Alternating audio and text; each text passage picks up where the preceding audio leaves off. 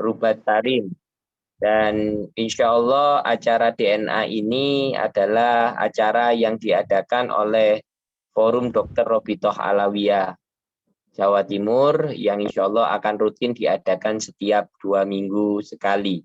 Dan insya Allah kita nanti akan mulai pertemuan kali ini sampai pertemuan-pertemuan selanjutnya kita akan membahas menggunakan kitab, ada 2 kitab nanti yang akan kita bahas di sini. Yang pertama adalah kitab Jalan yang Lurus untuk Mengenal Thariqah Alawiyah, dan yang kedua nanti untuk kitab fikihnya kita akan menggunakan Safinatun Najah.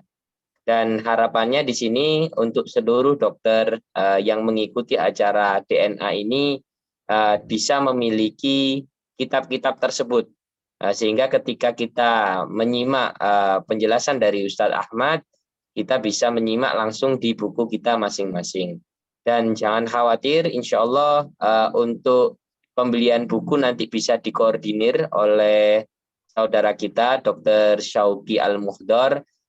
Nanti akan diumumkan di grup, akan didata siapa-siapa saja yang akan pesan, atau mungkin bisa langsung komen di forum chat ini jika akan pesan, dan nanti akan kita pesankan dan kita akan kirimkan ke alamat masing-masing insya Allah.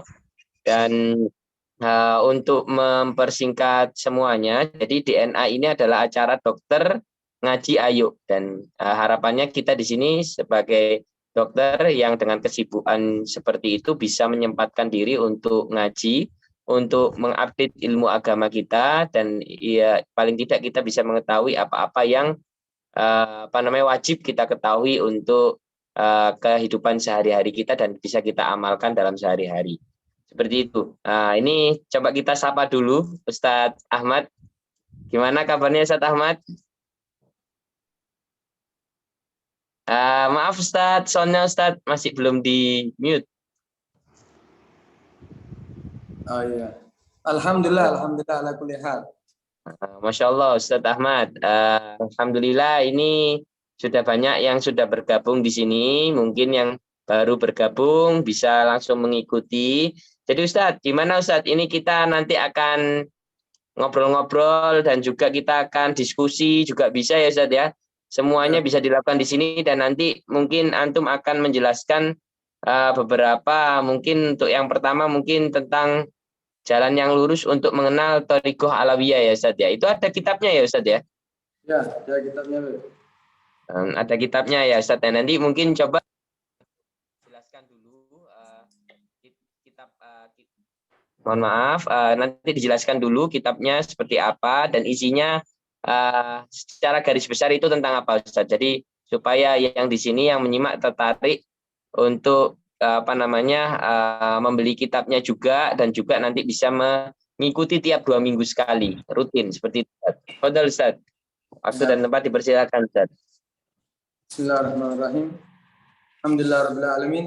Allahumma shalli wa sallim ala sayyidina Muhammad wa ala alihi wa sahbihi ajma'in. Alhamdulillah, Allah Subhanahu wa taala masih memberikan kepada kita hidayat petunjuk sehingga kita bisa melakukan acara daras DNA ini. Mudah-mudahan apa yang kita lakukan pada malam hari ini adalah satu pertanda bahwa Allah Subhanahu wa taala menghendaki kepada kita untuk menjadi orang yang baik. Karena Nabi SAW bersabda, "Man yuridillahu bihi khairan yufaqihu fiddin." Barang siapa yang Allah menginginkan terhadap seorang hamba kebaikan, maka Allah akan memahamkan dalam ilmu agama. Alhamdulillah, ya kita walaupun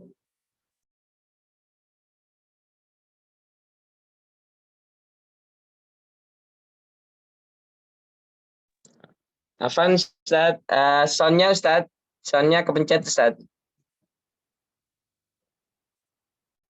Soundnya masih, nah Ustaz, syukran.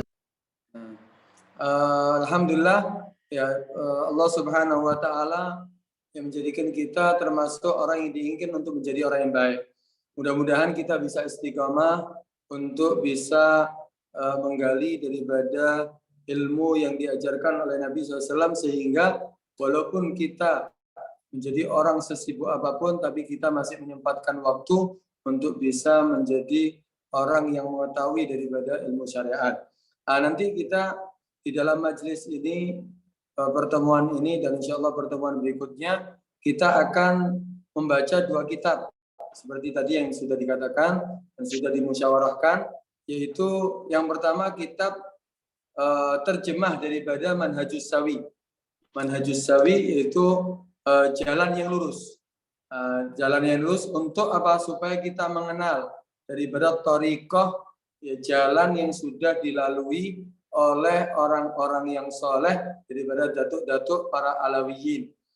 Isi kitab ini nanti tentunya adalah menunjukkan kepada kita bagaimana kita bisa sampai sebagaimana mereka sampai.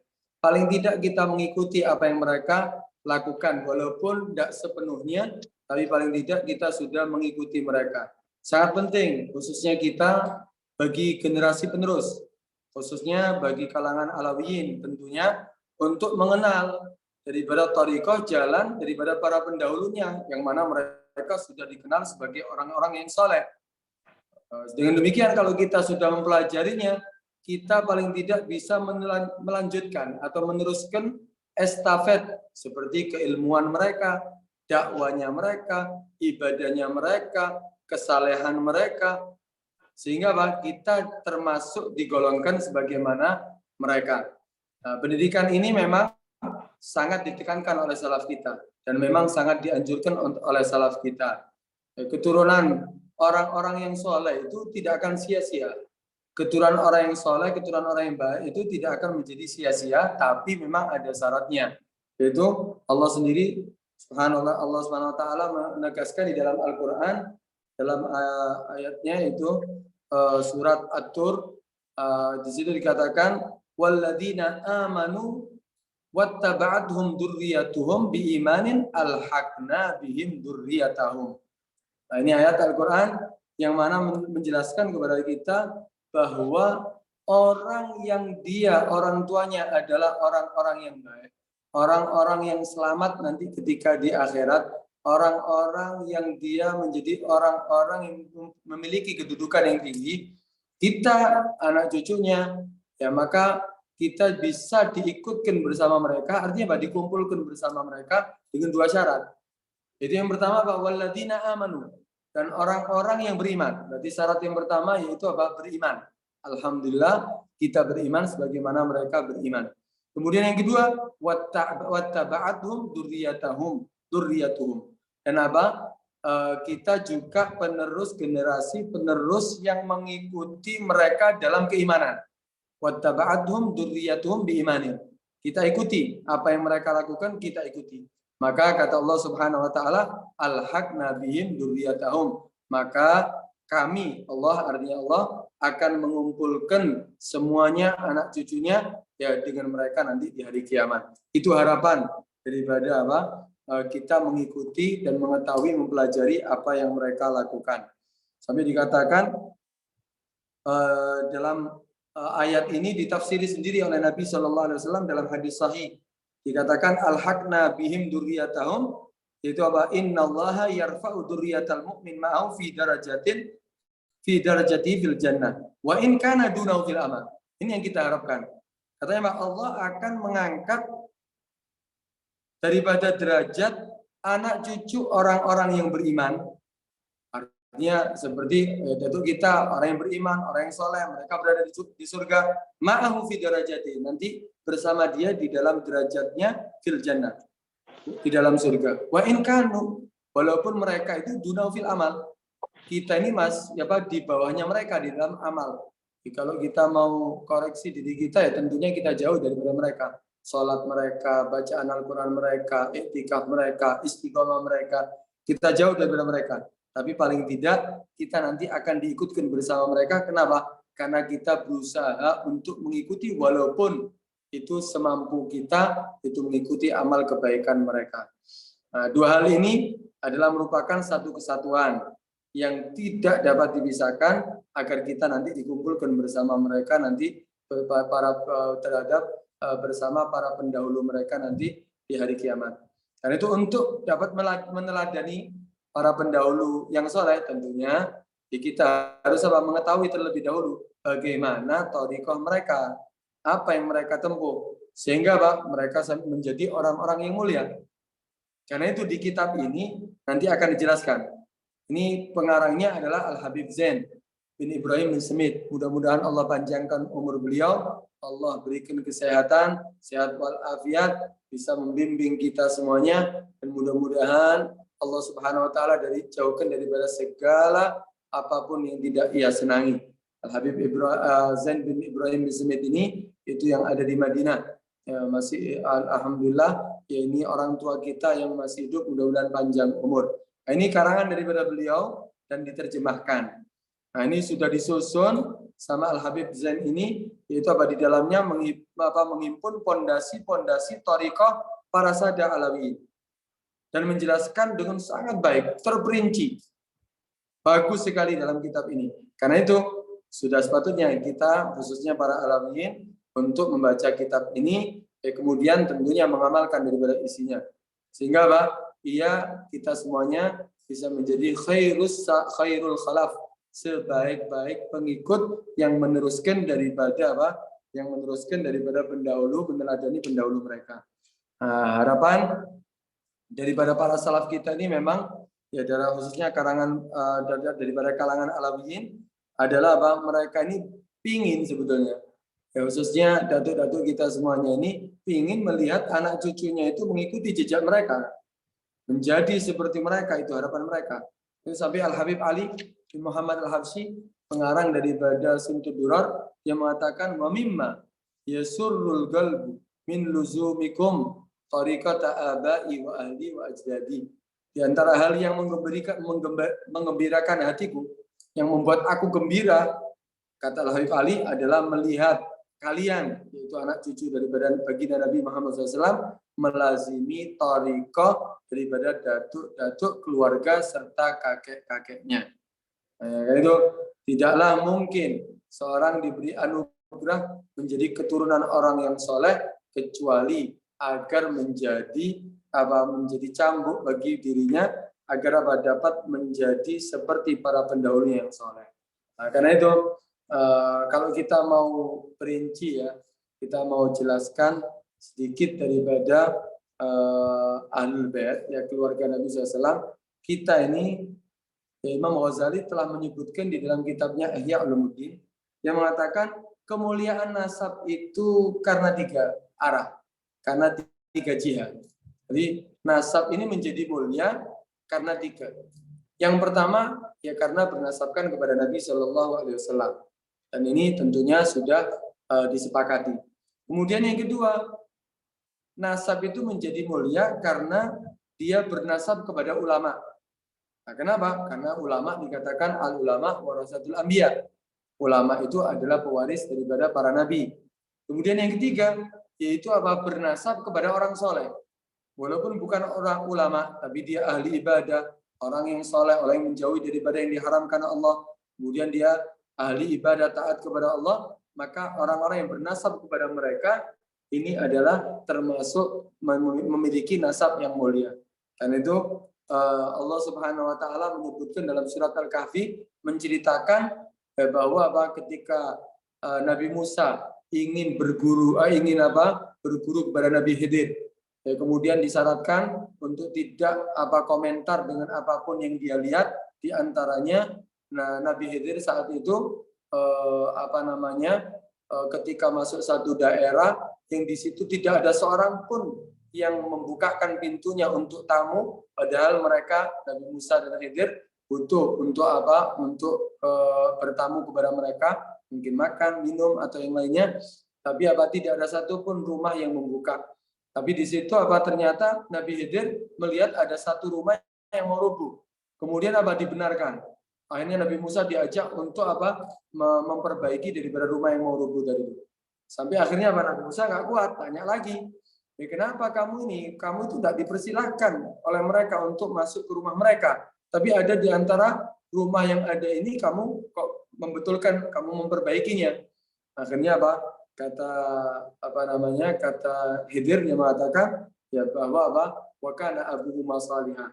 Ternyata orang tua, kedua orang tuanya adalah orang-orang yang soleh. Ternyata ulama mengatakan abuhuma salihah itu kedua orang tua mereka itu al-jaddu sabi min ummi, min jadi ummi. Jadi kakeknya yang menjadi orang yang soleh itu kakeknya yang ketujuh. Kakeknya ketujuh itu pun menjadi bukan dari ayahnya sampai kakeknya, tapi dari arah ibu. Jadi kakek ketujuh daripada arah ibu, sehingga ternyata berkat ada di antara mereka orang yang soleh, sehingga tidak sia-sia anak cucunya pun dijaga oleh Allah Subhanahu Wa Taala dengan dijaga daripada seperti apa yang dilakukan oleh Khidir. Karena itu ya intimah kepada orang yang soleh itu memang memang ada kemuliaan. Nah, kalau kita seandainya ya alhamdulillah dari kita ya Bani Sada Alawiyin ya mereka sudah intimah kepada Nabi, kemudian kepada ulama, bernasab kepada orang soleh. Karena itu ini nasab yang sangat mulia. Ya kalau dijaga, ya kalau kita bisa menjaga, melakukan apa yang seperti mereka lakukan. Nah, kemudian dikatakan bahwa kita tapi ya kemuliaan nasab ini bukan kita menjadi hanya untuk kebanggaan, tapi kita harus mengikutinya. Apa yang mereka lakukan ya kita ikuti, sehingga kita tetap paling tidak sampai merusak. Karena kita ini anak cucu ini bisa menjadi orang yang mendahului salafnya, atau bisa yang sama seperti mereka, atau di antara mereka ada yang menjadi perusak, memberhentikan daripada rantaian daripada emas yang mereka sudah dapatkan. Nah, kadang-kadang kita ini ya lafu, kadang-kadang orang tuanya orang soleh, ya datuknya orang soleh, tapi kitanya nggak menjadi orang soleh. Ini berarti kita memutus daripada rantai emas ya, di antara nasab yang sudah ada.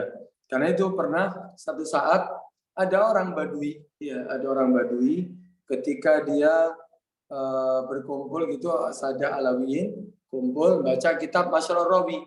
Nah, Masyrur Rawi itu kitab yang menjelaskan di dalamnya tentang sejarah-sejarah daripada datuk-datuk daripada para Alawiyin, mulai Nabi sampai Sayyidina Fadil Muqaddam sampai Abbas Segaf Ali terus semuanya sudah. Kemudian orang Badui ini mendengarkan ketika dibacakan sejarah mereka, akhirnya tanya, haulai iman, haulai ahluman, mereka ini keluarganya siapa? Kok hebat mereka ini semuanya? Maka orang-orang yang di sekitarnya situ Sada Alawiyin mereka mengatakan, oh haulai ahluna, oh itu keluarga kami, itu datuk-datuk kami. Bangga dia menyebutkan seperti itu. Akhirnya si orang Badui tadi mengatakan aneh, dia mengatakan alhamdulillah yaumahum ahli. Alhamdulillah mereka bukan keluargaku, mereka bukan datukku. Akhirnya Alawiyin semuanya mengatakan, loh, lahum ahluka lakana khaira. Seandainya mereka keluarga kamu, bukankah itu kebaikan untuk kamu? Maka si Badui tadi mengatakan, lahum ahli lastahyaitu waladhagat bi al-ard minal haya likauni amali laisa ka'amalihim. Kata si Badui tadi mengatakan, ya seandainya mereka itu keluargaku, datuk-datukku, aku akan merasa sangat malu dan mungkin aku nggak akan sanggup untuk keluar dari rumah. Kenapa? Karena aku malu, karena amalku bukan seperti amal mereka.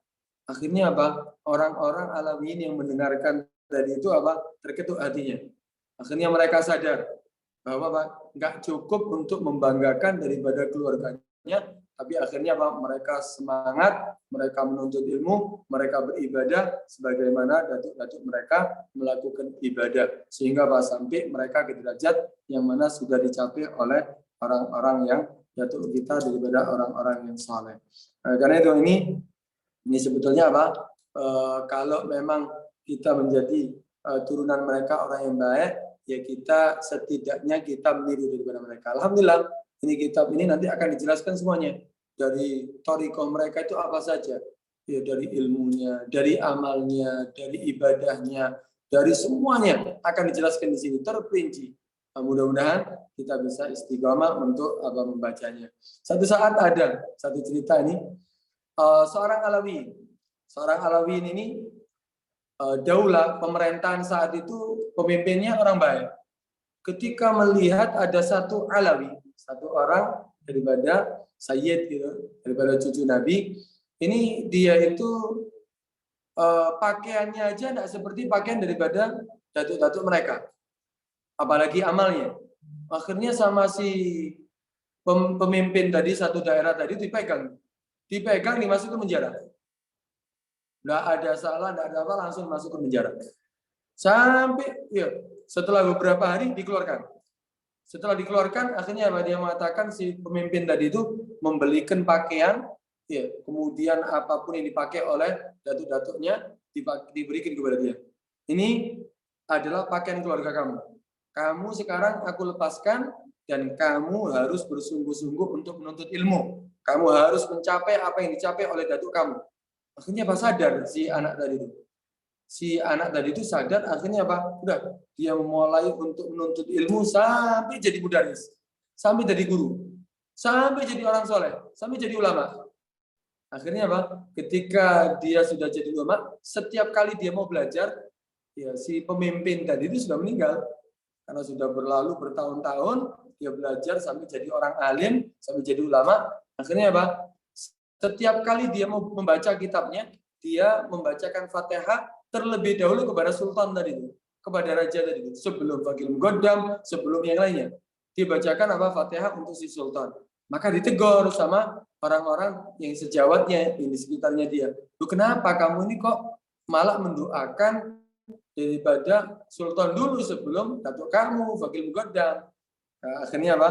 Kata si anak tadi itu, laula sultan, seandainya bukan karena sultan ini, mah tadi itu, aku tidak akan menjadi orang yang seperti saat ini kamu lihat. Ternyata apa? Berkatnya dari sultan yang mengingatkan, akhirnya dia sadar. Dan memang kemuliaan kita para Alawiyin, ya karena memiliki apa? Selain nasabnya yang bagus, tapi apa? Memiliki ilmu dan banyak beramal. Nah, itu semuanya adalah apa yang dicapai oleh mereka. Nah, karena itu Muhammad al-Baqir pernah mengatakan, al-ilmu syarif, ilmu itu mulia. Al-ilmu syarif, ilmu itu mulia. Wabi wabak asyraf, dan itu ilmu bersama kita, bersama aku dan bersama kamu, itu lebih mulia. Wal jahl, kebodohan itu, gobi, kebodohan itu jelek. Sifatnya yang jelek itu bodoh. Wabi wabak, kalau itu kebodohan kepada kita, aku dan kepada kamu, akbar, itu lebih jelek.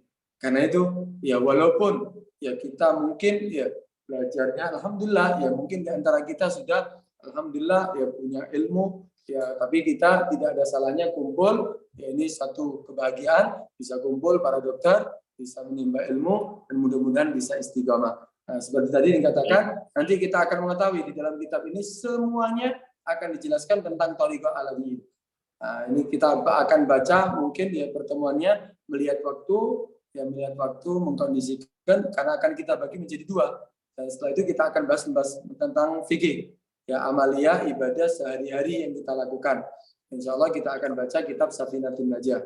Nah, mudah-mudahan ya itu semuanya bisa kita lalui, ya kita istiqomah untuk menghadirinya. Mudah-mudahan Allah Subhanahu wa taala memberikan kepada kita kemampuan untuk bisa melakukan daripada taat dan ibadah serta istiqomah untuk menghadiri daripada acara ini. Nah, ini untuk sementara ya belum kita baca, tapi insya Allah pertemuan berikutnya kalau bisa biar lebih enak, nanti ya kan semua yang peserta sudah memiliki di buku nanti insya Allah. Sebelum kita bahas, ya alangkah baiknya kalau sudah para peserta sudah membacanya, sudah membaca, kemudian nanti tinggal kita ulas. Mungkin ada tambahan, mungkin ada penjelasan. Nah, di situ nanti akan ada tambahan ya atau ringkasan gitu, seperti ringkasan, sehingga Pak tidak memakan waktu yang banyak. Dan mungkin kita bisa membaca, mengulas lebih banyak daripada ini kitab. Supaya apa? Supaya ya kita dapat ilmu yang banyak daripada kitab ini. Kemudian nanti setelah itu baru kita bahas fikih. Nah, gimana ini kita langsung lanjut fikih atau ada? Ya, Ustaz. Jazakallah khair. Tadi karena mungkin yang ada baru yang bergabung di sini ya, para dokter yang bergabung di sini. Alhamdulillah tadi ini kita udah mendapatkan penjelasan tentang kitab nantinya yang akan istiqomah kita bahas. Atau yang akan kita rutin kita bahas tiap 2 minggu sekali insya Allah.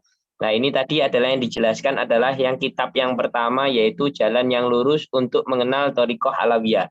Yaitu apa sih yang dilakukan sama datuk-datuk kita, apa sih yang amalan-amalan mungkin bagaimana kualitas iman mereka yang nantinya bisa kita contoh untuk kita terapkan ketika zaman sekarang.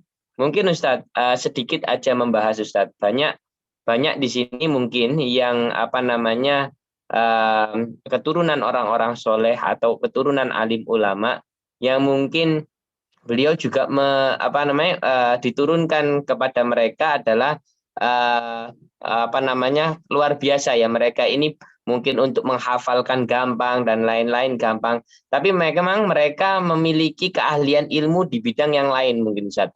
Mungkin contohnya mungkin di bidang kesehatan, mungkin contohnya mungkin di bidang pemerintahan atau mungkin di bidang yang lain-lain, karena anak-anak orang soleh ya Ustaz ya, mereka pasti memiliki doa yang tidak ada henti-hentinya dari orang tuanya, sehingga membuat mereka menjadi orang-orang mungkin yang luar biasa, terpandang, terhormat, dan lain-lain. Cuman akhirnya Ustadz, yang tadi sekilas ada yang diceritakan sama Antum terkait Badui itu tadi Ustadz, tapi tidak merasa seperti Badui ya, tapi mereka merasa sedikit agak minder Ustadz, karena kenapa? Karena yang mereka kuasai itu bukan ilmu agama seperti orang tuanya, tapi adalah ilmu-ilmu yang lain, sehingga kadang-kadang di sini ada beberapa orang mungkin merasa minder, sehingga akhirnya cenderung menjauhi misalkan majelis-majelis, akhirnya menjauhi ilmu-ilmu agama dan lain-lain. Akhirnya mereka tahu hanya istilahnya sebatas ilmu agama yang sehari-hari aja, padahal sangat penting sekali bagi kita mengetahui, apalagi tahu datuk-datuk kita adalah alim ulama yang juga syiar, padahal ilmunya mungkin bisa dibuat untuk syiar. Zat, gimana Zat menurut Antum Zat untuk yang seperti ini? Ya, sebetulnya tujuan siapapun ya, orang tua kita, datuk kita, walaupun kita tidak seperti mereka, walaupun kita ini tidak seperti mereka, tapi keinginan mereka kita menjadi orang yang baik. Tujuan mereka itu kita menjadi orang baik.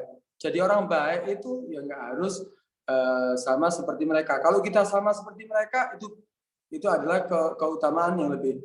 Jadi antara mereka itu ya mereka juga ahli kedokteran ya. Di antara mereka juga ahli kedokteran.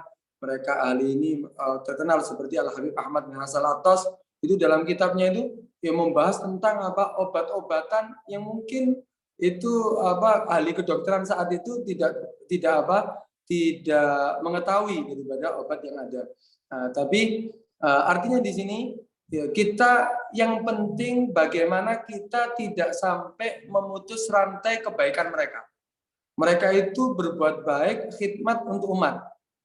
Itu tujuan utama sebetulnya, mereka khidmat untuk umat. Karena itu di antara keluarga mereka ada yang mereka jadi orang ahli kesehatan, ada orang yang masuk dalam pemerintahan, tapi mereka semuanya satu tujuan, yaitu untuk menjadi orang yang baik. Itu sebetulnya tujuan utamanya. Karena itu ada seorang ulama, orang yang soleh, ketika diminta untuk berbicara, diminta untuk ceramah, padahal dia bukan ahli ceramah, tapi dia orang yang soleh, orang yang baik.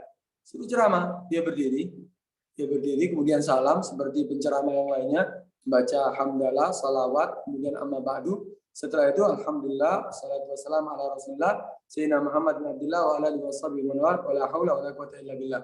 Kemudian apa isi ceramahnya? Ternyata cuma satu kalimat tok. Ga'u juwayyid. Wassalamualaikum warahmatullahi wabarakatuh. Duduk. Itu orang-orang yang di sekitarnya langsung sadar diri. Ternyata apa isinya? Ga'u juwayyid artinya apa? Jadilah kamu semuanya orang yang baik. Artinya latar belakang apapun di antara yang hadir tadi itu, ya mau dia dokter, mau dia pemimpin, mau dia punya jabatan apapun, mau siapapun, jadilah orang yang baik. Nah, kayak gitu, jadi orang yang baik itu inti daripada yang ada. Apalagi alhamdulillah kita sudah manfaat, kita bisa banyak membantu orang. Nah, paling tidak kita tahu, oh ternyata ini yang kita lakukan ada yang benar, ada mungkin ada kesalahan. Nah, mungkin dari situ kita bisa benahi. Artinya apa? Bukan berarti ya kita harus ya kita apa ini? Kita sudah jadi seperti ini. Masa dengan pembahasan tadi itu berarti kita kan nggak mungkin bisa jadi seperti mereka, seperti omongan daripada bagi tadi. Di paling tidak ibadahnya, sholat lima waktunya dijaga, puasa Ramadannya dijaga, kita tidak sampai berdusta, kita membersihkan hati kita. Nah, itu kan yang bisa ditiru daripada yang apa mereka lakukan. Karena tadi dikatakan kita nggak mungkin bisa menjadi seperti mereka, sulit. Tapi paling tidak kita mengikuti apa yang mereka lakukan. Hatinya mereka bersih, kita bersihkan hati kita. Nggak ada sifat hasud, nggak ada sifat sombong, nggak ada sifat bangga diri. Kemudian, oh ibadah mereka, sholatnya tepat waktu, ya kita ikuti.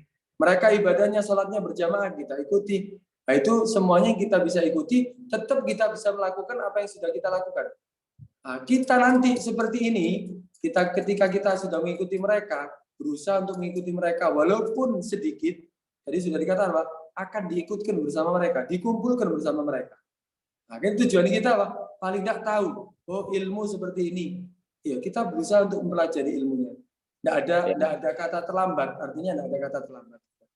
Nah, Masya Allah, luar biasa penjelasannya Ustaz. Jadi, meskipun kita dari background apapun, maupun pejabat, mungkin ya dokter, perawat, bidan, dan lain-lain, janganlah kita merasa istilahnya minder ya Ustaz ya. Tapi Ya. kita jadilah bagaimana datuk-datuk kita mengajarkan kita untuk bermanfaat untuk orang lain ya Ustaz ya. Dengan jalan mungkin, dengan jalan mungkin kita masing-masing ya Ustaz ya. Cuman ya tetap dengan thoriqohnya beliau, ilmu-ilmu agama yang beliau turunkan juga harus kita amalkan juga. Seperti itu ya Ustadz ya. Jadi ini alhamdulillah itu tadi adalah review atau dari kitab yang pertama yang nanti akan istiqomah akan kita bahas. Dan bagi dokter-dokter yang ada di sini nanti insya Allah akan dikoordinir yang akan pesan nanti oleh Dr. Syauqi Al-Mukhdar. Nanti akan di-share di grup. Bisa kalau misalkan mau pesan bisa juga komen di grup sekarang, atau mungkin ini kita bukan promosi untuk kitabnya ya, tapi ini kitab sebenarnya sudah direkomendasi oleh guru kita Habib Taufik juga untuk kita mempelajari kitab-kitab tersebut, sehingga kita nanti bisa mendapatkan ilmu yang luar biasa di sela-sela kesibukan kita dalam berpraktek dan mungkin yang kesibukan yang lain-lainnya. Masya Allah. Ini nanti mungkin jika di sini ada yang mau bertanya dan lain-lain, bisa dipersilahkan, bisa langsung tanya live langsung ke Ustadz Ahmad, dan juga mungkin bisa langsung chat di kolom komentar supaya nanti pertanyaannya bisa kita tampung dan kita sampaikan ke Ustadz Ahmad. Nah, Ustadz, ini kan tadi kita sudah membahas yang kitab yang pertama ya Ustadz ya. Nah, untuk kitab yang kedua ini kitab fikih ya Ustadz ya, Safinatun Najah. Itu di kitab Safinatun Najah ini contohnya seperti apa ya nanti ya Ustadz yang akan dibahas di kitab itu ya Ustadz ya? Apakah itu nanti ada per bab atau bagaimana? Itu dalam kitab itu bagaimana ya Ustadz ya? Mungkin bisa dijelaskan dulu Ustadz kepada dokter-dokter yang hadir di sini Ustadz. Ya. Kitab Safinatun Najah ini termasuk kitab yang barokah ya, banyak di pondok-pondok dimanapun dipelajari pasti pemula memulai kitab yang dipelajari adalah dengan kitab Safinatun Najah. Safinatun Najah ini isi kitabnya ya tentunya isinya tentang fikih. Jadi nanti ada per bab. Pertama nanti ada ilmu tauhidnya, cuman sekilas hanya untuk membahas tentang arkanul Islam, kemudian arkanul iman, kemudian al-ihsan. Setelah itu baru bahas tentang fikih. Pertama yang akan dibahas nanti tanda-tanda balik. Kapan dikatakan orang itu balik? Kenapa? Kenapa kok kita harus tahu kalau kapan itu orang balik? Kenapa? Kewajiban syariat itu sudah akan diwajibkan ketika orang itu saat dia balik. Nanti apa saja. Kemudian setelah itu baru akan membahas tentang pembahasan tentang air. pembahasan tentang air. Air yang kita gunakan itu ya untuk toharo, karena kan akan dibahas tentang wudhu, mandi. Itu kan butuh air. Air yang boleh kita gunakan itu seperti apa? Ya, kemudian kapan air itu dikatakan suci, mensucikan? Kapan air itu bisa dikatakan suci tapi tidak bisa mensucikan? Seperti air yang bisa kita minum. Nah, itu walaupun tidak mensucikan boleh kita minum, tapi tidak boleh kita gunakan untuk wudhu. Kemudian kapan air itu dikatakan mutanajis? Apa itu yang dikatakan najis? Kapan air yang mutanajis bisa jadi suci? Pembahasan masalah air. Setelah pembahasan air akan dibahas masalah wudhu, tata cara wudhu, kemudian rukunnya wudhu, furudul wudhu, kemudian syaratnya, kemudian membatalkan wudhu, kemudian sholat, semuanya akan dibahas. Ya, bagaimana ibadah kita benar-benar sah. Ya, benar-benar sah sesuai dengan yang sudah diajarkan oleh Nabi SAW. Karena banyak di antara orang-orang kadang-kadang sholat, alhamdulillah niatnya baik, bagus sholat mereka. Tapi kadang-kadang ada yang mereka lakukan masih kurang sempurna seandainya. Seperti contoh haji yang wudhu. Ya biasanya orang kalau wudhu ini hanya sekedar untuk contoh ya. Ketika ada orang wudhu kadang-kadang ketika pakai pakaian tidak dibuka. Tapi ketika mengangkat tangannya dia hanya sebatas mengangkat tangan seperti ini. Kemudian setelah basuh wajah, basuh tangan yang ada ini. Padahal ya di antara rukunnya wudhu, fardunya wudhu membasuh kedua tangan sampai siku-siku. Ini wajib dibasuh ini. Wajib diangkat sampai semua kedua siku-sikunya terbasuh dengan air. Kadang-kadang orang sampai sini. Itu di antara yang sering terjadi kekeliruan yang dilakukan oleh orang. Padahal dia sudah niat baik, dia ibadah, alhamdulillah. Tapi kurang sempurna. Akhirnya apa? Akhirnya ibadahnya ditolak oleh Allah Subhanahu Wa Taala. Kenapa? Salat tanpa wudhu nggak sah. Sebagaimana juga ada orang kadang-kadang ya setelah buang air kecil, nanti akan dijelaskan cara-cara istinja yang benar. Kemudian ada orang kadang-kadang setelah buang air kecil tanpa istibra langsung sholat. Kata Nabi SAW, aku pernah melewati 2 kuburan, kata Nabi. Dua-duanya diadab bukan karena yang sesuatu yang besar. Di antaranya apa? Karena dia tidak menjaga daripada istibra membebaskan air kencingnya.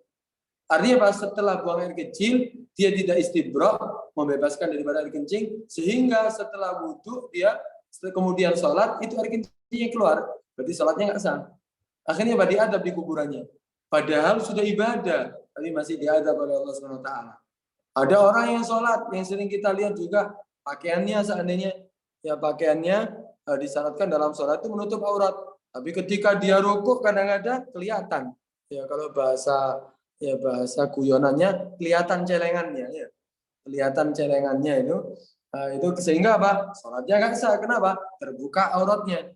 Walhasil itu semuanya insya Allah kita akan pelajari sehingga apa? Kita sudah menjadi alhamdulillah kita mengikuti daripada salaf kita. Thariqahnya sudah benar, ibadahnya sudah benar, tapi sesuai dengan tata cara syariat yang sudah diajarkan oleh Nabi SAW sehingga benar-benar niat kita bagus, ibadah kita juga sah. Karena dalam ibadah itu ada syurutus sihah, ada syurutul qabul. Ibadah kita itu ada syarat sah. Syarat sah ya sesuai dengan fikihnya. Ada syarat qabul. Syarat qabul apa? Yaitu sesuai dengan apa? Hatinya. Salatnya ikhlas, kemudian salatnya khusyuk, itu semuanya akan menjadikan bahwa ibadah kita sempurna. Bukan hanya diterima, tapi juga sah ibadahnya. Bukan hanya sah, tapi juga diterima ibadah kita. Nah, itu nanti insya Allah yang akan kita jelaskan dalam kitab fikih ini. Masya Allah luar biasa Ustaz, sangat menarik. Nggak sabar ini untuk mendapatkan penjelasan dari antum ini Ustaz, nanti yang tiap 2 minggu sekali ini, apalagi tentang fikih juga ini kita sangat tunggu sekali ini Ustaz. Nanti mungkin ya itu tadi mungkin masalah-masalah sepele yang masalah wudhu tadi kita nggak wudhunya nggak sah, akhirnya nanti yang lain-lainnya juga akhirnya nggak sah juga, atau mungkin akhirnya pahalanya juga berkurang lah. Ini harapannya kita bisa mendapatkan ilmu-ilmu tersebut supaya kita bisa amalkan, dan juga mungkin yang penting nanti kita bisa amalkan ke keluarga kita juga Ustaz, ke keluarga juga, mungkin ke anak-anaknya, ke keluarganya, ke istrinya, suaminya, sehingga bisa lebih ibadahnya bisa lebih sempurna lagi, seperti itu Ustaz. Nah, ya ini nanti kitabnya juga adalah kitab Safinatun Najah. Sama nanti ini akan dikoordinir sama Dr. Syauqi Al-Muhdor, bagi para dokter semuanya yang di sini, paling tidak kita sudah memiliki kitab-kitab tersebut sehingga ketika ya itu nanti kitabnya itu sudah ada terjemahannya kan ya Ustadz ya? Banyak sudah terjemahannya juga ada. Ada Nah, terjemahan. nanti kita mungkin mungkin yang nanti bahasa kita Arab sama terjemahnya, ada yang terjemah saja. ya mungkin kita nanti mungkin direkomendasikan Ustadz yang sudah ada terjemahannya supaya kita setidaknya seperti kata antum tadi, kita bisa setidaknya kita baca-baca terlebih dahulu. Jadi nanti ketika ketemu antum sudah istilahnya sudah dares, sudah mengerti apa yang akan dibahas sehingga sudah ada beberapa pertanyaan mungkin yang nanti akan disampaikan ke antum Ustadz atau mungkin didiskusikan dalam forum ini atau di acara DNA ini. Sehingga seperti itu Ustaz. Jadi harapannya nanti 2 minggu lagi para peserta sudah bisa memiliki kitab-kitab tersebut sehingga kita nanti bisa lebih efektif lagi apa yang kita bahas kita sekaligus baca di situ seperti itu. Masya Allah luar biasa pembahasan kita malam ini Ustaz. Mungkin Ustaz pertanyaan mungkin di luar tadi ya yang masalah Toriko dan juga Vicky tadi. Ini Ustaz tadi mungkin ada yang tanya ini juga karena masalah orang-orang mungkin sudah banyak keutamaan yang doa orang-orang doa setiap supaya mendapatkan keturunan yang soleha dan juga berdoa supaya semuanya berjalan dengan lancar dan kadang-kadang ada doa-doa khusus yang mungkin supaya hajat-hajatnya terkabul sehingga kadang ada hajat yang mendesak dan hajat yang mungkin jangka panjang. Nah Ustadz ini kadang-kadang orang-orang banyak yang mengeluh Ustadz sudah doa lama sudah minta sama Allah Subhanahu wa taala tapi doanya mungkin masih belum dikabulkan Ustaz. Nah, gimana Ustaz menurut antum Ustaz? Mungkin ini prolog untuk pembahasan selanjutnya Ustaz. Ya nanti mungkin sambil menunggu mungkin ada yang tanya Ustaz. Seperti itu Ustaz. Betul Ustaz. Orang yang doa padahal Allah mengatakan dalam Al-Qur'an ud'uni astajib lakum. Mintalah kamu kepada aku maka aku akan ijabahi daripada doa kamu. Ini kan sudah berarti janji Allah Subhanahu wa taala bagi setiap orang yang berdoa pasti akan dikabulkan oleh Allah Subhanahu wa taala. Tapi kadang-kadang kita memang merasa kok saya sudah berdoa tapi kok masih belum dikabulkan. Kok masih belum dikabulkan, kok belum diterima oleh Allah Subhanahu wa taala. Nah, ini pertama ya karena kadang-kadang kita berdoa minta sama Allah itu sudah dianggap ibadah. Jadi doa itu sudah dianggap ibadah. Karena kita meminta kepada Allah berarti menunjukkan bahwa kita butuh kepada Tuhan kita. Dan Allah senang ketika dimintai. Beda dengan manusia. Kalau manusia ya dimintai mungkin pertama kali mungkin akan ngasih, 2 kali akan ngasih, tapi selanjutnya mungkin ya dia akan menutup rumahnya, ya menutup teleponnya, menutup semuanya, ya akan menolak. Karena itu dikatakan la tas'alanna bani adam hajatan was'alil ladzi abwabu la tuhjabu. Ya. Dikatakan kamu itu jangan minta kepada manusia hajatan keperluan. Was'alil ladzi abwabu la tuhjabu. Minta kepada pintunya yang tidak pernah tertutup. Ya Allahu yaghdabu in tarakta su'alahu. Allah akan murka kepada orang yang tidak pernah minta kepada Allah. Jadi kalau Allah tidak pernah diminta, tidak pernah kita berdoa, tidak pernah kita mohon kepada Allah, Allah akan marah, Allah akan murka. Tapi sebaliknya, wa bani Adam hina yus'alu yaghdabu. Manusia ketika diminta, maka dia akan marah.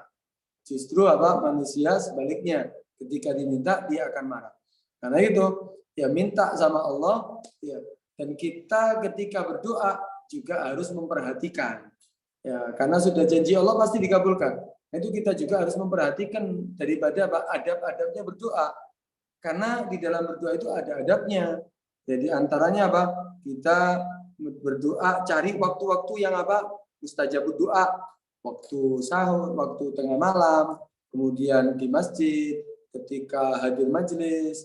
Ya di situ tempat-tempat mustajabud doa. Menghadap kiblat ketika kita berdoa. Kemudian suaranya tidak keras dengan tadarru, dengan merendahkan diri, merasa butuh terhadap Allah Subhanahu wa taala. kemudian memastikan ya doa dengan dengan husnudzon, dengan kita berbaik sangka kepada Allah Subhanahu wa taala untuk dikabulkan doa kita. Kata Nabi SAW, "Allah wa antum muqinun bil ijabah." Kamu itu minta sama Allah, kamu yakin bahwa doa kamu itu akan dikabulkan. Jangan minta tapi ragu. Kemudian ayuliha, memaksa seperti Allah sambil menangis, dibantu dengan menangis. Kemudian doanya diawali dengan baca salawat, pertengahannya ada salawat, kemudian akhirnya dengan salawat. Walhasil di situ ada adab-adab yang kita lakukan. Tapi tidak kalah pentingnya juga kita harus memperhatikan syaratnya doa. Yang paling penting itu apa? Dari semuanya, ya sebelum kita berdoa, amal kita sudah baik. Artinya apa? Makanan kita dari yang halal, pakaian kita dari yang halal, rezeki kita dari yang halal. Itu Nabi SAW menceritakan ada seorang ash'as aghbar. Orang ini ya rambutnya mungkin tidak terurus, kemudian bajunya mungkin berdebu, mungkin tidak bersih, kemudian aghbar, banyak debunya badannya, kemudian ya mudus ya ila sama, mengangkat tangannya ke langit, bayaqulu ya Rabb sambil menangis, ya minta sama Allah. Udah ini gambarannya orang yang sufi yang selalu minta kepada Allah SWT. Tapi kata Nabi, wa mat'amu haram, wa malbasu haram, wa ghudhiya bil haram. Makanannya dari haram, minumannya dari haram, pakaiannya dari haram, tempat tinggalnya dari hasil yang haram. Fa anna yustajabula, kata Nabi, dari mana mau dikabulkan doanya? Kalau memang ya persyaratan doanya ya tidak dilakukan terlebih dahulu.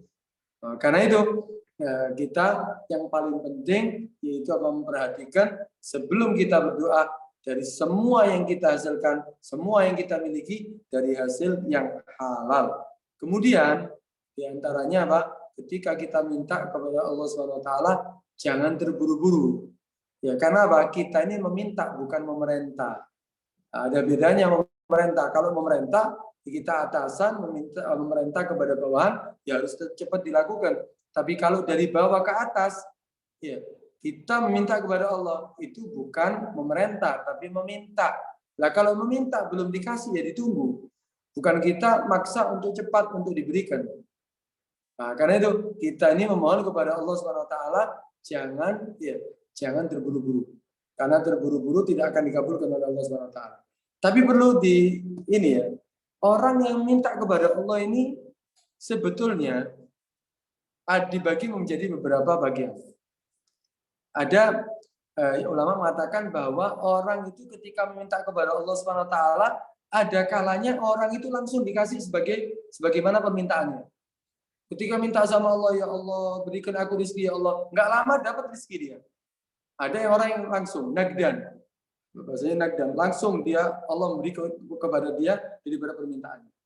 Ada orang yang ketika meminta kepada Allah Subhanahu Wa Taala tidak diberi langsung, tapi diakhirkan. Kenapa? Karena Allah Maha Tahu kapan waktu yang tepat untuk memberikan kepada yang meminta tadi. Seandainya ada orang, ya Allah, mudah-mudahan aku bisa beli mobil ya Allah, tapi kok tidak dikasih sama Allah. Kenapa? Mungkin Allah akhirkan itu permintaan kita. Kenapa? Bukan waktu yang tepat untuk dikasih saat itu. Kenapa? Kalau kita dikasih mungkin saat itu mobil, mungkin kita nggak akan mungkin kita nggak akan hadir majelis, mungkin kita akan ke tempat-tempat yang di situ maksiat. Karena itu iman kita masih belum kuat. Akhirnya Allah akhirkan. Kadang-kadang doa yang kita minta ya diakhirkan oleh Allah Subhanahu Wa Taala. Ada kalanya Allah senang melihat kita berdoa, meminta kepada Allah, kan diakhirkan sama Allah Subhanahu Wa Taala. Kemudian ada kalanya orang yang berdoa itu tidak dikabulkan sesuai dengan permintaannya, tapi dikasih yang lain. Jadi kita minta sama Allah, contoh, ya Allah mudah-mudahan fulana itu jadi jodohku ya Allah. Ternyata enggak dikasih. Ternyata dikasih perempuan yang lain jodohnya dia. Nah, ini menunjukkan bahwa karena Allah melihat mana yang terbaik untuk dia. Mungkin yang dia minta belum tentu itu akan hidup dengan dia dengan baik. Tapi justru yang dikasih oleh Allah Subhanahu Wa Taala itu adalah yang terbaik untuk dia. Itu yang berikutnya. Kadang apapun yang kita minta ternyata Allah tidak kasih langsung, Allah tidak akhirkan, Allah tidak berganti dengan yang lainnya. Ternyata doa yang dia minta kepada Allah SWT, Allah jadikan sebagai penghalang daripada musibah yang akan mengena kepada dia. Seharusnya dia dapat musibah, ternyata apa, berkat dia minta, selalu minta sama Allah, akhirnya apa, musibah tadi terhalang dengan doanya dia. Doa yang dia minta tidak dikasih, tapi dibuat untuk untuk menghalangi daripada musibah yang akan menimpa kepada dirinya. Sampai yang terakhir, ini di antara husnudzon ya kita untuk meminta kepada Allah. Di antara yang terakhir bahwa orang yang berdoa ketika tidak dikabulkan doanya oleh Allah Subhanahu wa taala, maka ternyata nanti di hari kiamat orang ini yang selalu meminta tapi tidak dikabulkan oleh Allah Subhanahu wa taala, Allah akan ganti dengan pahala yang besar. Sampai diceritakan bahwa di hari kiamat itu ada orang melihat begitu besar pahala sehingga dia mengatakan, alangkah beruntungnya orang yang memiliki pahala besar seperti ini. Ini untuk siapa ya Allah? Kata Allah Subhanahu wa taala, ini adalah untuk kamu. Ya Allah, kata dia, aku tidak melakukan ibadah sebanyak ini ya Allah. Aku tidak melakukan sehingga menghasilkan pahala sebanyak ini ya Allah. Kata Allah Subhanahu wa taala, ini adalah berkat doa-doa kamu yang selalu kamu panjatkan yang tidak aku kabulkan, kata Allah Subhanahu wa taala. Ini adalah doa-doa yang tidak dikabulkan sehingga Allah gantikan pahala yang besar yang sudah disediakan oleh Allah Subhanahu wa taala. Sehingga dia mengatakan apa? Ya Allah, seandainya doaku di dunia semuanya tidak dikabulkan, itu lebih baik bagi aku daripada dikabulkan. Kenapa? Karena yang paling menyelamatkan dia, yang paling dinanti-nantikan nanti di hari kiamat adalah pahala yang besar, balasan Allah daripada ibadah yang kita lakukan. Karena itu ini doa-doa yang kita seharusnya kita selalu meminta kepada Allah. Jangan ada intinya untuk meminta kepada Allah. Yakinlah bahwa doa kita pasti akan dikabulkan oleh Allah Subhanahu wa taala. Kita husnudzan, kita sebelum berdoa kita juga melakukan adabnya, syarat-syaratnya berdoa. Kalau perlu ada tawasul dengan amal soleh, kita bantu orang dulu. Ada orang butuh kita kasih, kemudian kita minta sama Allah. Tawasul dengan amal yang kita lakukan dari itu. Ini yang akan memancing daripada dikabulkan doa kita. Nah, itu diantara tata cara kita untuk berdoa supaya kita merasa doa kita manfaat. Ya, amin. Siap. Syukran Ustaz. Masya Allah jawabannya luar biasa, lengkap sekali.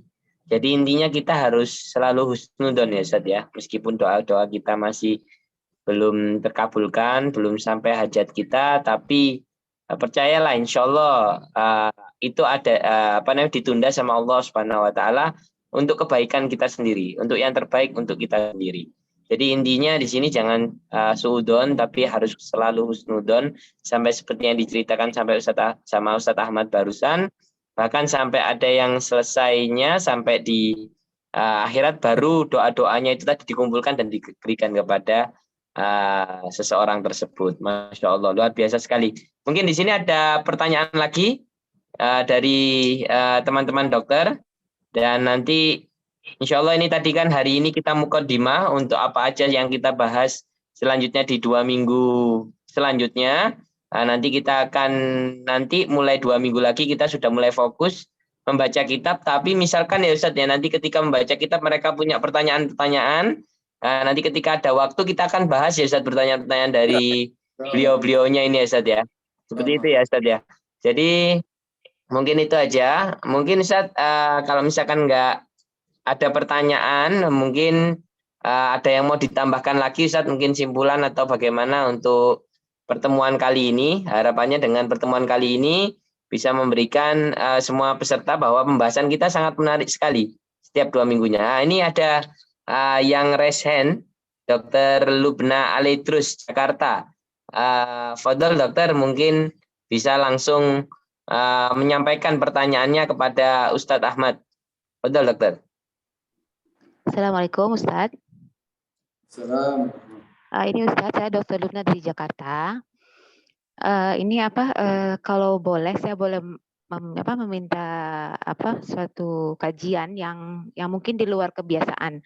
Jadi sebenarnya kami sudah biasa dengan fikih yang biasa Ustadz sebutkan tadi kan, dari kecil sampai umur 40 tahun lebih itu kami belajar yang Syafi'i yang macam biasa tadi Ustadz sebutkan kan, seperti wudhu, sholat dan sebagainya. Kemudian tarikah pun, talawiyah pun kami pun sering mendengar dari kecil sampai sekarang. Nah kemudian dengan apalagi satu lagi akidah Ahlussunnah wal Jamaah. Tapi kadang-kadang kami bertemu orang di luar yang biasa. Kami punya kawan-kawan atau mungkin kami bertemu orang lain di luar negeri atau di luar negara yang kami pun terheran-heran dengan mungkin ada perbedaan dalam fikihnya dia, mazhabnya dia, atau mungkin akidah dan tarekatnya. Jadi sebenarnya saya kalau boleh ini pengajian ini ditambahkan suatu hal-hal yang menambah wawasan kita, sebab kalau diulang-ulang lagi yang seperti biasa, sebenarnya dekat di mana-mana pengajian di Indonesia ini lebih kurang sama. Tapi kami ingin sesuatu yang lain. Jadi andai kata kami bertemu orang di luar di luar kita punya tarikat, punya fikih ataupun akidah, jadi kita macam tahu lah, jadi tahu ciri-ciri orang tersebut dan kita punya wawasan dan kita tidak berpandangan sempit begitu. Jadi kadang-kadang saya pernah ke luar negeri itu saya terheran-heran dengan orang Bangladesh atau orang India Pakistan yang tiba-tiba saya melihat mereka sholat nggak tutup kaki. Kan saya terheran sebab kami belum pernah kan di Indonesia ini belum ada orang sembahyang yang nggak tutup kaki kan. Nah, jadi hal-hal seperti ini baru kita lihat berada ketika berjumpa dengan orang lain dari negara lain yang berbeda mazhab. Sebab sedangkan kami tidak tahu. Nah, jadi saya ingin wawasan, ilmu, mungkin tips suatu semacam pengenalan mazhab lain, tarikah lain, ataupun akidah lain. Jadi kami boleh mengetahui seseorang itu ada bagaimana bersikap terhadap mereka. Sebab kadang-kadang kami pergi seminar, conference ke luar negeri, ataupun kami harus berjumpa dengan sesiapa, tapi kami tidak paham atau terheran-heran dengan kebiasaan yang lain daripada yang kita biasa buat di Indonesia. Bagaimana menurut Ustaz? Ya. Langsung, Dr. Salah. Ya, Masya Allah Ustaz, ini pertanyaan dan saran juga ya Ustaz ya.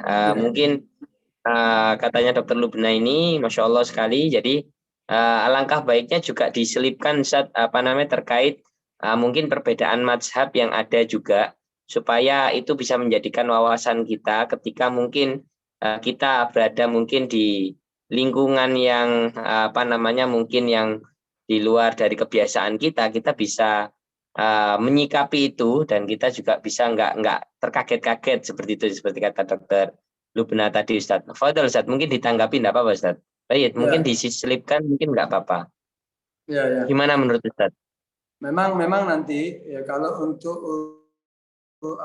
pembahasan tentang fikih ya diantaranya kita akan membahas juga ya kalau memang diperlukan untuk membahas daripada madhab yang lain ya, seperti nanti dalam pembahasan seperti haji itu. Memang kebanyakan masalah yang sering terjadi daripada kita bisa mengikuti madhab lain itu dalam masalah haji, seperti seorang laki ya, ketika dalam keadaan tawaf, padahal kita mengetahui hal-hal yang membatalkan wudhu diantaranya persentuhan dua kulit laki dan perempuan yang bukan mahram, mereka mereka kabiren, mereka orang-orang yang sudah bisa menimbulkan syahwat tanpa ada penghalang, itu membatalkan wudhu. Tapi kalau kita mau praktekkan ya di ketika tawaf, saat tawaf, ketika kita para laki kan tentunya pakai pakaian ihram, tidak boleh pakai sesuatu yang berjahit. Sedangkan perempuan seperti yang dikatakan tadi, seperti perempuan dari Pakistan atau Bangladesh, mereka itu kakinya terbuka. Karena memang dalam mazhab Abu Hanifah sendiri tidak disyaratkan untuk menutup kaki. Nah, karena itu kita gimana nih? Kalau kita harus mengikuti mazhab Imam Syafi'i, berarti setiap kali kita beberapa langkah bisa batal. Sedangkan putaran itu sampai 7 kali putaran. Nah, kalau kita harus wudhu setiap kali batal, wudhunya pun ya tempatnya jauh. Kadang kita harus keluar sampai masjid jauh. Nah, ini kesulitan. Nah, kita kalau mau menghindar dari tempat yang di atas, seandainya lantai berapa, lantai 1 atau lantai 2 atau lantai berikutnya, semakin jauh kita harus memutari Ka'bah. Karena itu boleh kita untuk ketika tawaf untuk mengikuti madhab yang lain seperti madhab Imam Malik. Karena madhab Imam Malik bersentuhan dua kulit, ya laki dan perempuan, jika tanpa ada syahwat tidak batal. Nah, itu nanti kita akan pelajari di situ juga. Nah, kita nanti berarti tidak serta-merta langsung ikut madhab lain. Karena kita ketika mengikuti madhab yang lain, kita nggak boleh ya langsung mengikuti tanpa, ya seperti contohnya, kita mengikuti dalam hal yang membatalkan wudhunya, mengikuti madhab Imam Malik. Ya berarti wudhunya kita harus seperti wudhu Imam Malik. Dalam madhab Imam Malik itu diantara yang wajib ketika wudhu yaitu mengusap semua kepala. Nah, kita juga ketika wudhunya mengusap semua kepala.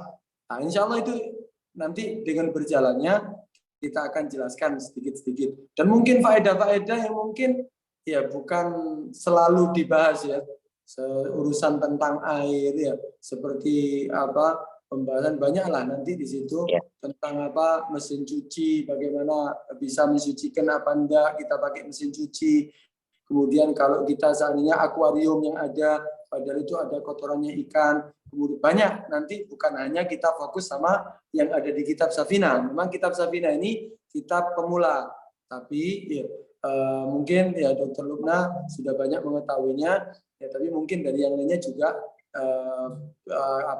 belum memahami. Karena itu yang ada yang sedikit tetap kita jelaskan untuk permasalahan yang sering terjadi, permasalahan yang sering kita hadapi, dan situ membuat ada terjadi perbedaan pendapat. Dan nanti insya Allah dengan pertanyaan atau dengan dengan penjelasan nanti akan kita bahas. Yang penting kita tidak harus setiap pertemuan kita harus baca banyak, tapi yang penting di situ manfaat kita dapatkan.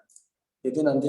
Adapun untuk Thariqah, ya kita tetap ya, karena kita ini mempelajari Thariqahnya Alawi, ya kita ya mau tidak mau ya kita tidak bisa mengikuti beberapa Thariqah lain. Nanti bolehlah kita untuk mengetahui supaya kita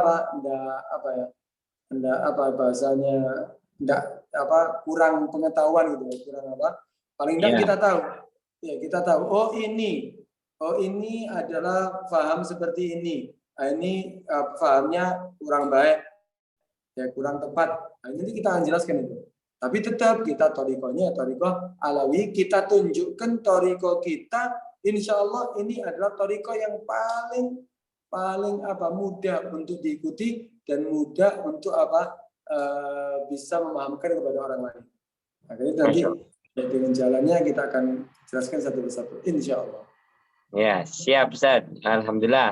Bagaimana Dr. Lubna? Jadi insya Allah kita tetap akan membahas wawasan-wawasan baru, karena DNA ini juga kan kita berdasarkan apa yang diinginkan juga salah satunya oleh dokter-dokter yang ada di sini. Jadi nanti mungkin misalkan mau ada materi khusus ketika pembahasan itu di tengah-tengah itu mungkin bisa disampaikan sebelumnya di grup supaya kita bisa menyampaikan kepada Ustadz Ahmad, sehingga nanti mungkin bisa akan menjadi pembahasan kita. Jadi nanti harapannya pertemuan kita setiap 2 minggunya ini menarik terus ya Ustadz ya. Jadi ada yang kita bahas, ada wawasan baru yang kita bisa terima dari situ, dan juga bisa memantapkan kita tentang tadi jalan yang lurus untuk mengenal Thariqah Alawiyah tersebut, dan juga mungkin untuk kitab fikihnya itu dasarnya Safinatun Najah, tapi misalkan memang ada pembahasan lain yang menarik yang mungkin akan ingin dibahas, bisa disampaikan di grup juga, dan juga nanti mungkin akan dibahas, ditambahkan, diselipkan tentang mazhab-mazhab yang lain ketika di fikih, sehingga kita bisa nggak jadi kurang pengetahuan, jadi untuk yang lain-lain. Nah, ini ada pertanyaan ya, apakah grup ini hanya khusus untuk dokter? Sebenarnya tidak. Jadi ini untuk seluruh kesehatan yang ada, karena yang kita bahas pun di sini adalah tentang amalan-amalan atau jalan-jalan orang soleh yang terdahulu, dan juga kita akan membahas tentang fikih. Jadi bisa mungkin kalau misalkan saudara punya teman baik dari profesi kesehatan lainnya, bidan, perawat maupun yang lain-lain bisa mungkin diajak bergabung supaya bisa mendapatkan manfaat seperti itu. Mungkin ada yang tanya lagi?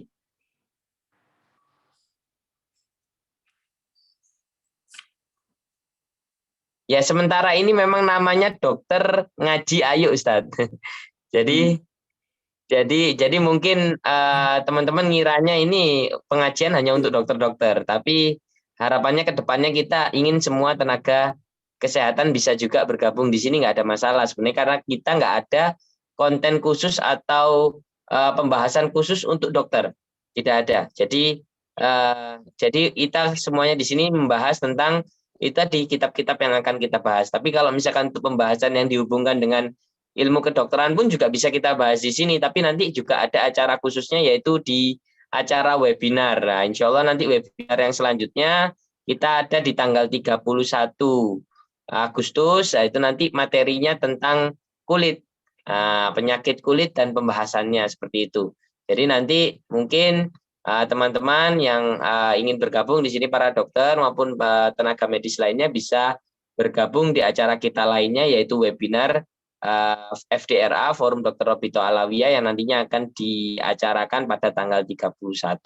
Seperti itu, Ustadz. Ini nampaknya sudah 1 jam kita bersama, Ustadz. Mungkin di sini kita para dokter-dokter juga dan lain-lain punya mungkin ada kesibukan yang mungkin akan dilakukan sama mereka. Nah, mungkin Ustadz ada kata-kata penutup Ustadz dari antum. Dan juga nanti ini Ustadz minta tolong Ustadz, ini kita ada kabar duka bahwa Habib Zain bin Umar Smith Jakarta, Robito, dulu ketua Robito Pusat ya. Nah, ini meninggal dunia. Mudah-mudahan nanti Ustadz mungkin dipimpin untuk mengirimkan Fatihah kepada beliau dan juga bisa memimpin doa sekaligus penutup Ustadz. Nah, seperti itu Ustadz. Oh Ustadz, silakan Ustadz, waktunya dipersilakan Ustadz. Untuk terakhir tadi masalah untuk thariqah yang kita akan baca tadi, kitab yang pertama itu bukan berarti khusus untuk kalangan Bani Alawi ya, tapi untuk semuanya, karena thariqah itu jalan menuju kepada Allah Subhanahu wa taala yang sudah mereka lalui dan sudah terbukti mereka sampai kepada Allah Subhanahu wa taala. Karena itu boleh diikuti ya, bukan hanya untuk Alawi, semuanya ya boleh mengikutinya. Baik, bismillahirrahmanirrahim. Alhamdulillahirabbil alamin. Allahumma shalli ala sayyidina Muhammad wa ala ali sayyidina Muhammad. Salatan tunjina biha min jami'il ahwal afat, taqdirana biha jami'al hajat, wa tutahhirana biha min sayyi'at, tarfa'una biha indaka ila a'la darajat, tuballighana bi aqsal ghayat min jami'il khairat fil hayati wa ba'dal mamat. Allahumma arzuqna fahman nabiyyin hafdhal mursalin suratil malaikatil muqarrabin. Allahumma aghnina bil ilm wa zayyinna bil hilm وأكرمنا بالتقوى وجملنا بالعافية برحمتك يا أرحم الراحمين. ربنا لا تزغ قلوبنا بعد إذ هديتنا وهب لنا من لدنك رحمة إنك أنت الوهاب. ربنا هب لنا من أزواجنا وذريتنا قرة أعين واجعلنا للمتقين إماما نسلك من خير ما سألك منه عبدك ونبيك سيدنا محمد صلى الله عليه وسلم ويبارك الصالحون. نستعيذك ما استعاذك من عبدك ورسولك سيدنا محمد صلى الله عليه وسلم ويبارك الصالحون. اللهم إنا نعوذ بك من الجنون والجذام والبرص وسوء الأسقام. ربنا آتنا في الدنيا حسنة وفي الآخرة حسنة وقنا عذاب النار. الفاتحة إلى روح الحبيب زين بن سميت، ثم إلى أرواح والدينا ووليكم ووالدنا وأمتكم، ثم إلى روح أبي بكر بن علي المشهور، ثم إلى أرواح والدينا ووليكم وتغشاهم الرحمة المغفرة ويسكنهم الجنة في خير وعافية، وأن الله يجعل قبرهم روضة من رياض الجنة ولا تجعل قبرهم مغفرة من حفر النار، وأن الله يقبل جميع حسناته ويغفر جميع سيئاته على الدنيا وكلنا صالحة جامعة خير الدنيا والآخرة وإلى حضرة النبي محمد صلى الله عليه وسلم. الفاتحة. الرحمن الرحيم.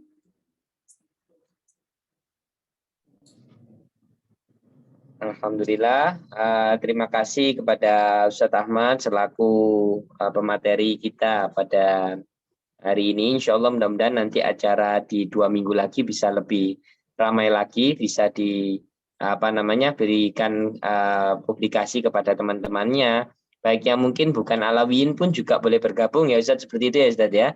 Karena di sini nanti adalah menjelaskan jalan yang lurus untuk menuju kebaikan seperti itu ya. Dan juga nanti akan dibahas kitab-kitab fikih, yaitu kitab fikih Syafi'atun Najah, dan juga nanti akan dibahas, mungkin diselip-selipkan apa pembahasan request dari mungkin yang mengikuti acara ini. Jadi tolong nanti 2 minggu lagi, nanti akan kita ingatkan lagi di grup-grup yang ada, nanti insya Allah akan kita sampaikan lagi 2 minggu lagi, dan harapannya semuanya sudah memiliki kitab. Dan nanti untuk pembelian kitab nanti bisa dikoordinir oleh Dr. Syauqi Al-Muhdar ya, nanti mungkin bisa langsung chat beliau atau mungkin bisa langsung komen di sini atau menghubungi orang yang kenal di acara ini. Seperti itu ya mungkin ya Ustaz. Syukran, jazakallahu khair. Terima kasih banyak Ustaz atas menyempatkan waktunya untuk kami memberikan ilmu pada kami. Mungkin kurang lebihnya selama acara ini tadi saya memimpin, mungkin ada salah-salah kata, mohon dimaafkan. Kurang lebihnya saya mohon maaf. Wassalamualaikum warahmatullahi wabarakatuh. Waalaikumsalam warahmatullahi wabarakatuh.